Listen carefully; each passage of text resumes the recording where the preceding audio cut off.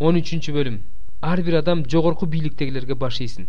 Анткени Кудайдан болбогон бийлик жок. Бийликтин баарын Кудай орноткон. Мына ошондуктан бийликке каршы чыккан адам Кудайдын тартибине каршы чыккан болот.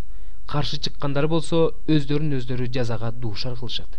Анткени башчылардан жакшы иш кылгандар эмес, жаман иш кылгандар коркушат. Бийликтен корккуң келбесе, жакшы иштерди кыл. Ошондо андан мактоо угасың.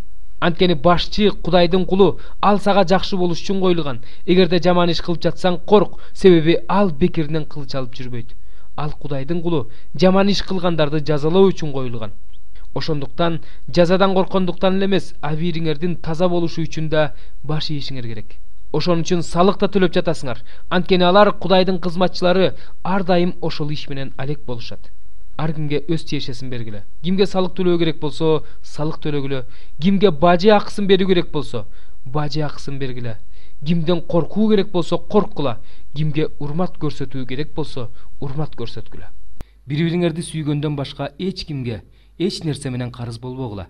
Анткени жакынын сүйгөн адам мыйзамды аткарган болот.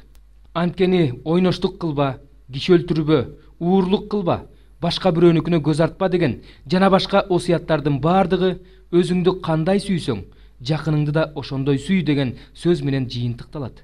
Сүйүү жакында жамандык кылбайт. Демек сүйүү мыйзамдын аткарылышы.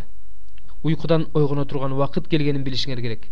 Анткени биз ишенип калган убакка караганда азыр бизге куткарылуу жакын.